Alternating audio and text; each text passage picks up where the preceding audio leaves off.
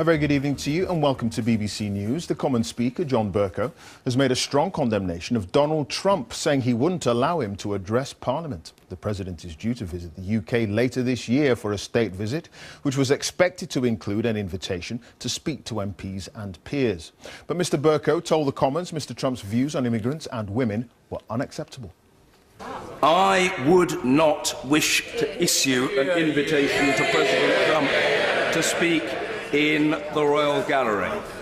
And I conclude by saying to the honourable gentleman this: we value our relationship with the United States. If a state visit takes place, that is way beyond and above the pay grade of the Speaker.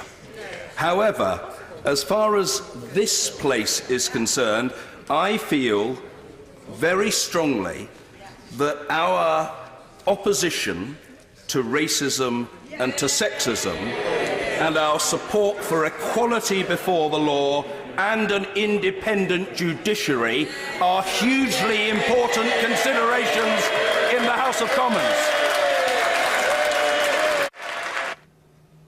Well, President Trump has been addressing military officials in Florida today after another weekend of wrangling over his travel ban on people from 7 mainly Muslim countries entering the US. The president vowed to allow into America only people who want to love our country, but said strong border controls were needed to defeat Islamic terrorism. We will defeat radical Islamic terrorism, and we will not allow it to take root in our country. We're not going to allow it. You've been seeing what's been going on over the last few days.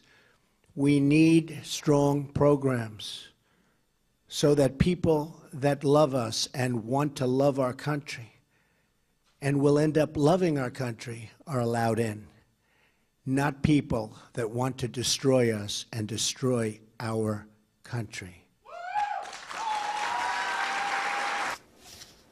Well, the president also reaffirmed his support for NATO, but said other countries in the alliance must pay their way.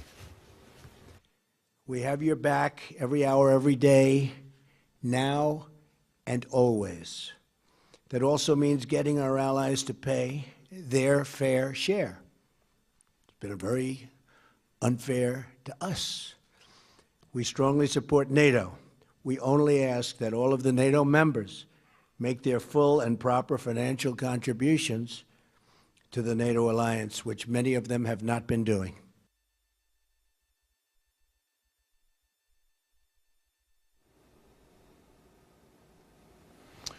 Let's talk now to Niall Stanage. He's the associate editor at The Hill, American political newspaper. But before that, let's talk to Stephen Doughty, the Labour MP who tabled the motion opposing the state visit of Donald Trump. Mr. Doughty, it's good to see you. Thanks for joining us. Do you think Mr. Bercow went a little bit too far in supporting your motion? Even some people are saying that he was way out of line.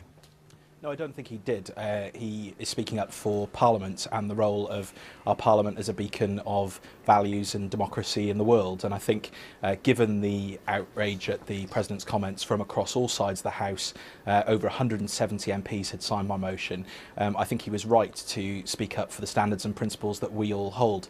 And it's right not to give that honour to Donald Trump to come and address both houses of Parliament. Sure. He was, in your view, right to withdraw that privilege of speaking to the Commons and to peers, but the language he used in doing so, that's what is upsetting some people.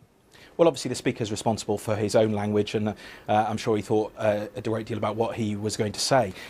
He has always been a champion of the principles of liberty and equality and the independence of Parliament and the independence of the judiciary, and for standing up against racism and sexism and homophobia throughout his time as Speaker of the House. And I think he's rightly standing up again for those principles today, not just in terms of his own views, but on behalf of us as an institution, as the British Parliament, and the signal that that sends to the world. But you know the view of the government, and Theresa May was in Washington not too long ago, trying to forge an even closer relationship than the one we already have as a result of the Brexit situation. Surely allowing Mr. Trump to address Parliament is part and parcel of his state visit. Well, no, it's not. It's a choice about how we decide to honour visitors to this country. I've never suggested that Donald Trump should be banned from visiting the UK, and clearly as our greatest ally and friend, we should be having a close dialogue with his administration and with the President himself. But we choose about who we honour, and we choose to give that honour at Buckingham Palace, the carriage down the Mole, the champagne, and of course that speech at the Houses of Parliament. Let's not forget that Westminster Hall is the place where Nelson Mandela addressed both Houses of Parliament, where Churchill lay in state, and where the Queen has addressed us on numerous occasions on her jubilees. And I simply do not think, given Donald Trump's comments about women, about torture, about refugees, and questioning the very foundations of democracy, that he should be allowed to address the Houses in that important place. OK, Stephen Doughty at the Commons, thanks for joining us. Thank you. Let's talk.